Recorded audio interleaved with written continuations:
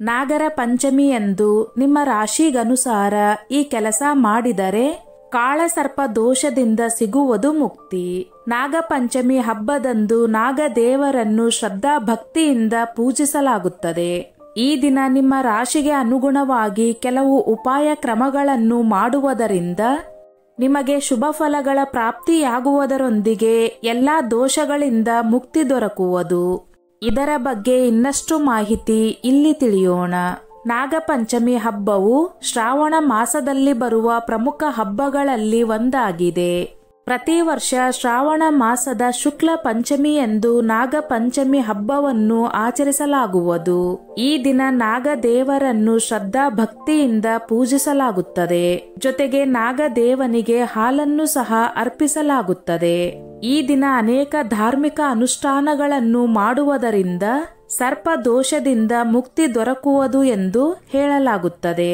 ಇದರೊಂದಿಗೆ ನೀವು ನಿಮ್ಮ ರಾಶಿಗೆ ಅನುಗುಣವಾಗಿ ಈ ದಿನ ಕೆಲವು ಉಪಾಯ ಕ್ರಮಗಳನ್ನು ಅನುಸರಿಸುವುದರಿಂದ ನಿಮ್ಮ ಜೀವನದಲ್ಲಿ ಕಾಳಸರ್ಪ ದೋಷ ಅಥವಾ ರಾಹು ದೋಷ ಅಥವಾ ಕೇತು ದೋಷವಿದ್ದರೆ ಅವೆಲ್ಲವೂ ದೂರವಾಗುವುದರಿಂದ ಸುಖ ಸಮೃದ್ಧಿಯೊಂದಿಗೆ ಕೂಡಿದ ಜೀವನವನ್ನು ನಡೆಸುವ ಅವಕಾಶ ನಿಮಗೆ ದೊರಕುವುದು.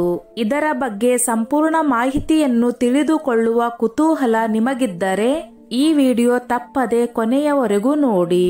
ಸ್ನೇಹಿತರೆ, ಅದಕ್ಕೂ ಮೊದಲು ನನ್ನದೊಂದು ಕಳಕಳಿಯ ವಿನಂತಿ. ಎಷ್ಟೋ ಜನ ವಿಡಿಯೋ ನೋಡುತ್ತೀರಿ, ಆದರೆ ಲೈಕ್ ಮಾಡುವುದನ್ನು ಮರೆತು ಬಿಡುತ್ತೀರಿ. ದಯವಿಟ್ಟು ಲೈಕ್ ಮಾಡಿ. ನಿಮ್ಮ ಅನಿಸಿಕೆ ಅಭಿಪ್ರಾಯಗಳನ್ನು ಕಮೆಂಟ್ ಮಾಡುವ ಮೂಲಕ ತಿಳಿಸಿ. ಮೇಷರಾಶಿ, ಸಿಂಹ ರಾಶಿ ಮತ್ತು ಧನು ರಾಶಿ. ಮೇಷ, ಸಿಂಹ ಮತ್ತು ಧನು ಈ ಮೂರು ರಾಶಿಗಳು ಅಗ್ನಿ ತತ್ವದ ರಾಶಿಗಳಾಗಿವೆ. ಈ ಮೂರು ರಾಶಿಗಳ ಕಾಳಸರ್ಪ ಮತ್ತು ರಾಹು ಕೇತು ದೋಷವನ್ನು ದೂರ ಮಾಡಲು ಈ ಶುಭ ದಿನದಂದು ಅಂದರೆ ನಾಗರ ಪಂಚಮಿಯ ದಿನದಂದು ನಾಗದೇವನನ್ನು ಶ್ರದ್ಧಾ ಭಕ್ತಿಯಿಂದ ಪೂಜಿಸುವುದರೊಂದಿಗೆ ಓಂ ನಾಗೇಂದ್ರಹಾರಾಯ ನಮಃ ಮಂತ್ರವನ್ನು ಸರಿಸುಮಾರು 108 ಬಾರಿ ಜಪಿಸುವುದು ಉತ್ತಮ ಎಂದು ಹೇಳಲಾಗುತ್ತದೆ. ಇದರಿಂದ ನಿಮಗೆ ಸಾಕಷ್ಟು ಶುಭ ಉಂಟಾಗುವುದು. ಮೇಷರಾಶಿಯ ಜನರು ಶಿವನ ರುದ್ರಾಷ್ಟಾಧ್ಯಾಯಿಯನ್ನು ಪಠಣ ಮಾಡಿ.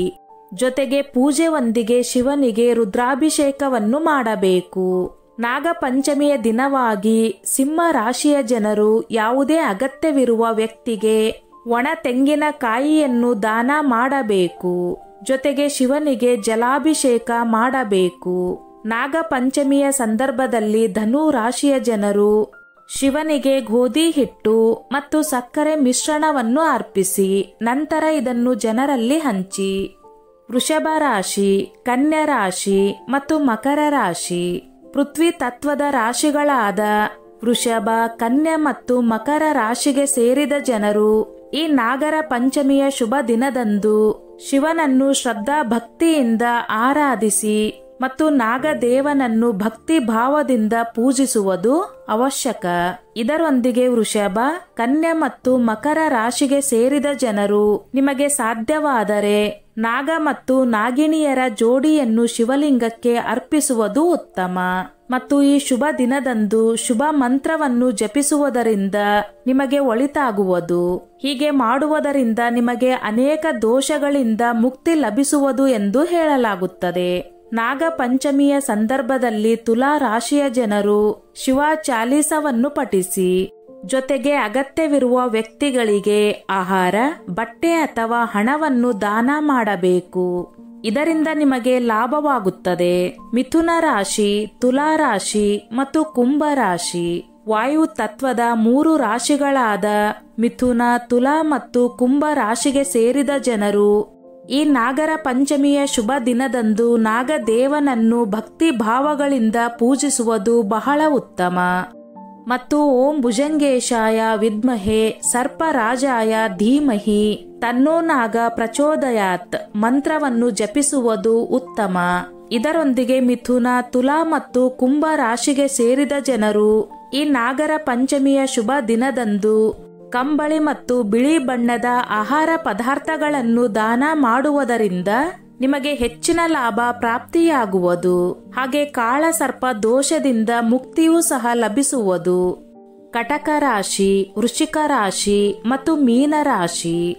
ಕಟಕ, ವೃಶ್ಚಿಕ ಮತ್ತು ಮೀನ ಈ ಮೂರೂ ರಾಶಿಗೆ ಸೇರಿದ ಜನರು ಈ ನಾಗರ ಪಂಚಮಿಯ ದಿನದಂದು ಶಿವನನ್ನು ಶ್ರದ್ಧಾ ಭಕ್ತಿಯಿಂದ ಪೂಜಿಸುವುದು ಬಹಳ ಉತ್ತಮ.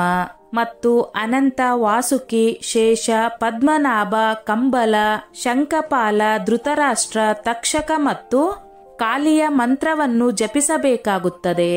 ಈ ಮಂತ್ರವನ್ನು ನೀವು 11 ಬಾರಿ ಪಠಿಸುವುದರಿಂದ ನಿಮಗೆ ಅತ್ಯಂತ ಹೆಚ್ಚಿನ ಲಾಭ ಪ್ರಾಪ್ತಿಯಾಗುತ್ತದೆ ಎಂದು ಹೇಳಲಾಗುತ್ತದೆ. ಈ ಮಂತ್ರವನ್ನು ಜಪಿಸುವುದರಿಂದ ಕಟಕ ರಾಶಿ, ವೃಶ್ಚಿಕ ರಾಶಿ ಮತ್ತು ಮೀನ ರಾಶಿಗೆ ಸೇರಿದ ಜನರು ಸರ್ಪ ಭಯದಿಂದ ಮುಕ್ತಿಯನ್ನು ಪಡೆಯುವರು. ಜೊತೆಗೆ ಕಾಳ ಸರ್ಪ ದೋಷದಿಂದ ಸಹ ನಿಮಗೆ ಮುಕ್ತಿ ದೊರಕುವುದು. ಹಾಗಾಗಿ ರಾಶಿ ಚಕ್ರದ ಎಲ್ಲಾ ರಾಶಿಗಳಿಗೆ ಸೇರಿದ ಜನರು ಈ ಮೇಲೆ ಹೇಳಿರುವಂತಹ ಪರಿಹಾರ ಕ್ರಮವನ್ನು ಈ ವರ್ಷದ ನಾಗರ ಪಂಚಮಿ ಎಂದು ಅನುಸರಿಸುವುದರಿಂದ ನಿಮ್ಮ ಜೀವನದಲ್ಲಿನ ಹೆಚ್ಚಿನ ದೋಷಗಳಾದ ಕಾಳಸರ್ಪ ದೋಷ, ರಾಹು ಕೇತು ದೋಷ ಹಾಗೂ ಇತರೆ ದೋಷಗಳಿಂದ ಮುಕ್ತಿಯನ್ನು ಪಡೆಯುವುದರೊಂದಿಗೆ ನಿಮಗೆ ಜೀವನದಲ್ಲಿ ಅತ್ಯಂತ ಹೆಚ್ಚಿನ ಶುಭ ಫಲಗಳ ಪ್ರಾಪ್ತಿಯಾಗುವುದು. ಜೊತೆಗೆ ಸಾಕಷ್ಟು ಲಾಭವನ್ನು ಸಹ ಗಳಿಸುವುದರಿಂದ ಸುಖಮಯವಾದ ಜೀವನವನ್ನು ನಡೆಸುವ ಅವಕಾಶ ನಿಮಗೆ ದೊರಕಲಿದೆ. ಸ್ನೇಹಿತರೆ, ಈ ನನ್ನ ಮಾಹಿತಿ ನಿಮಗೆ ಇಷ್ಟವಾಗಿದ್ದಲ್ಲಿ ದಯವಿಟ್ಟು ಶೇರ್ ಮಾಡಿ, ಲೈಕ್ ಮಾಡಿ ಮತ್ತು ಸಬ್ಸ್ಕ್ರೈಬ್ ಮಾಡಿ.